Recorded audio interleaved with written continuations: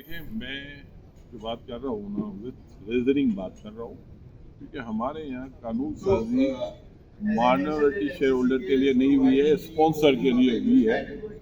हमारे यहाँ आप ये देखें कि बहुत सारे स्टॉक्स हैं जिसमें बहुत सारी चेंजेस आई है और वो चेंजेस माइनॉरिटी शेयर होल्डर के अगेंस्ट आई है। अगर आप शेयर होल्डर हैं और आपको अगर कोई कंपनी से शिकायत है कि कंपनी कोई रिटर्न नहीं दे रही, तो आप वो शिकायत कर भी दे, लेकिन आपके इंटरेस्ट को प्रोटेक्ट कोई नहीं करता।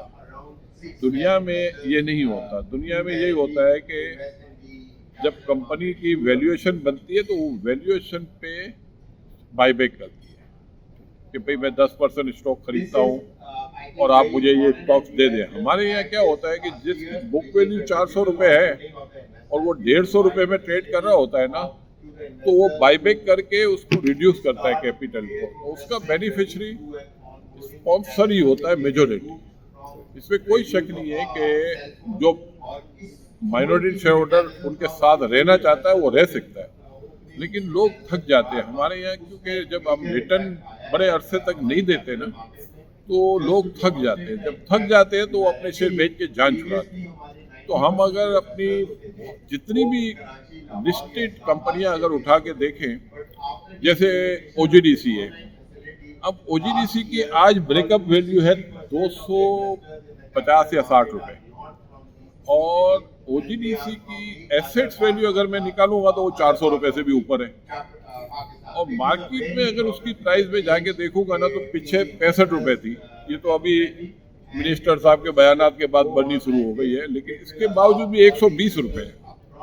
अब 120 रुपए उसकी वैल्यू है, वो वैल्यू क्यों मार्केट से, बुक वैल्यू से 1/4 प्राइस क्यों है? कि गवर्नमेंट जो पैसे आती है ना, गवर्नमेंट उड़ा के ले जाती है। अब रेगुलेटर का काम है कि उसको पब्लिक इंटरेस्ट को प्रोटेक्ट करे, वो कभी भी नहीं हुआ आज तक। हमारी ये ख्वाहिश है कि ये रेगुलेटर अभी कुछ काम कर रहे हैं, हम ये नहीं कह रहे कि कुछ नहीं कर रहे, पहले से सिचुएशन बेहतर है, लेकिन हम ये चाहते हैं कि ये बेहतर नहीं हो, जो फेयर हो। अगर आपको लग रहा है कि हमारी बात सही है, जैसे मैं ब्रोकर एसोसिएशन का चेयरमैन हूँ, अब हमसे इनको प्रपोजल लेने चाहिए, और प्रपोजल हमसे लें, हम उनको मिसगाइड करें, गलत बात करें, हमारी ना माने, लेकिन जो हमारी जायज बात है वो माने। अब दूसरी, आप सारे फाइनेंशियल सेक्टर के बैंक उठा के ले लो, अब सारे बैंकों की बुक वैल्यू उठा के देखो 0.4, 0.5। हमारा जब इंडेक्स 1000 था, 1000 इंडेक्स था 99 में, तो आपको पता है हमारी बुक वैल्यू 2.25 पे थी। आज हमारी बुक वैल्यू हाफ है। तो मुझे ये समझ में नहीं आ रहा कि ये कौन सा इंडेक्स है जो नंबर तो 60,000 दिखा रहा है, लेकिन आधी बुक वैल्यू पे हम शेयर लोग खरीदने वाले नहीं। तो उसका मतलब ये है कि हम माइनॉरिटी शेयर होल्डर के इंटरेस्ट को प्रोटेक्ट नहीं कर रहे। अगर आज हम माइनॉरिटी शेयर होल्डर के इंटरेस्ट को प्रोटेक्ट करना शुरू कर दें, तो ये इन्वेस्टरों का जो बेस 2 लाख है, ये 20 लाख हो जाएगा। अब बहुत सारी कंपनियां परफॉर्म नहीं कर रही, सालों साल से कंपनी चला भी रहे, परफॉर्म नहीं कर रहे। तो कानून साजी कर दो कि 10 साल तक अगर ये बंदा अपने शेयर होल्डर के इंटरेस्ट को प्रोटेक्ट नहीं कर सकता, तो 11वें साल पे कोई 10% शेयर होल्डिंग लेके कंपनी टेक ओवर कर सकता है या मैनेजमेंट टेक ओवर कर सकता है।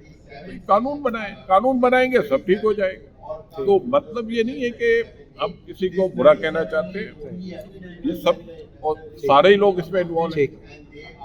हम एज ए ब्रोकर हम अपना रोल पूरा नहीं प्ले कर रहे हैं, हमें ये फोरम पे जाकर बातें करनी चाहिए।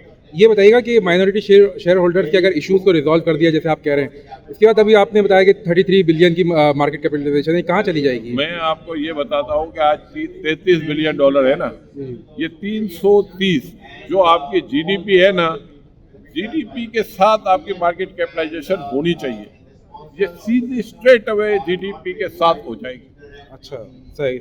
तो आपको मेन इशू अभी स्टॉक एक्सचेंज में जो इन्वेस्टर का इंटरेस्ट नहीं है, वो यही है कि माइनॉरिटी शेयर होल्डर।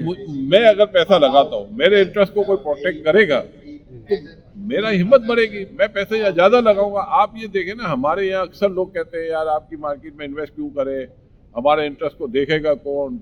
तो ये मसाइल तो है ना।